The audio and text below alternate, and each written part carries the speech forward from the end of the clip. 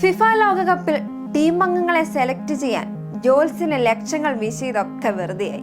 ലോക റാങ്കിങ്ങിൽ 102-ാം സ്ഥാനത്ത് നിന്ന് 117-ാം സ്ഥാനത്തേക്ക് കൂപ്പുകുത്തി വീണിരിക്കുകയാണ് ഇന്ത്യ.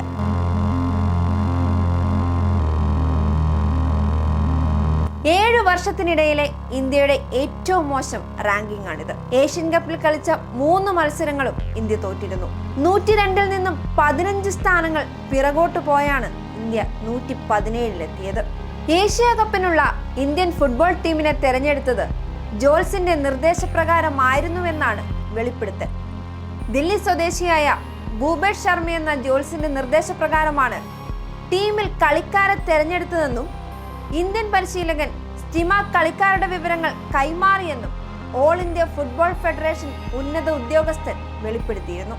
കഴിവുള്ള പല കളിക്കാരും രാജ്യത്തിനു വേണ്ടി കളിക്കാത്തത് ജോൽസിന്റെ അനുമതി ഇല്ലാത്തത് കൊണ്ടാണെന്ന വിചിത്രമായ സത്യം ലോക രാജ്യങ്ങൾക്ക് മുന്നിൽ ഇന്ത്യക്ക് നേടിക്കൊടുക്കുന്ന അപമാനം ചില്ലറയല്ല.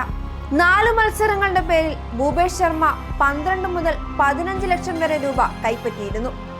ഓരോ കളിക്കാരുടെയും പേരും മറ്റു വിവരങ്ങളും കോച്ച് സ്റ്റിമാക് ജോൽസിന് കൈമാറുകയും ഇവരിൽ ഓരോരുത്തരെയും വിലയിരുത്താൻ പറയുകയുമായിരുന്നു. കൊൽക്കത്തയിൽ നടന്ന നിർണായക ഏഷ്യൻ കപ്പ് യോഗ്യതാ മത്സരത്തിൽ ഇന്ത്യ അഫ്ഗാനിസ്ഥാനെ നേരിടുന്നതിന് 48 മണിക്കൂർ മുമ്പായിരുന്നു ഇതെന്നും വെളിപ്പെടുത്തലുണ്ട്.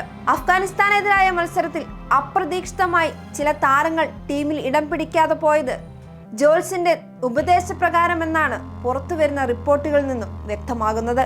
ഒരു രാജ്യത്തെ സംബന്ധിച്ച് ഏറ്റവും പ്രധാനപ്പെട്ട ഒന്നായ ആ രാജ്യത്തിന്റെ ഫുട്ബോൾ ടീം തന്നെ അശാസ്ത്രീയത പിന്തുടരുന്നത് ലജ്ജാകരമാണ്.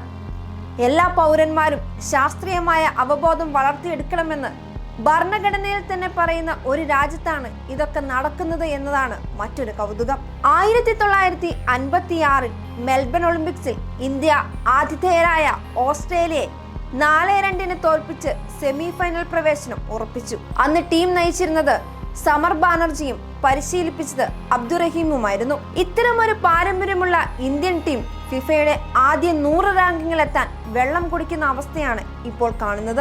അടിസ്ഥാന ഫുട്ബോൾ സൗകര്യങ്ങളുടെ അപര്യാപ്തതയും അടുത്ത കാലത്തായി ഇന്ത്യൻ ഫുട്ബോളിൽ വളർന്നു വന്ന അശാസ്ത്രീയ പ്രവണതകളുമാണ് ഇതിന് കാരണമെന്ന് വ്യക്തമാണ്.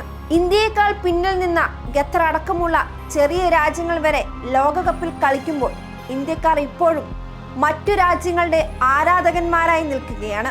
ഇന്ത്യൻ ഫുട്ബോൾ പിന്തുടരുന്നത് അശാസ്ത്രീയ നടപടികളാണ്.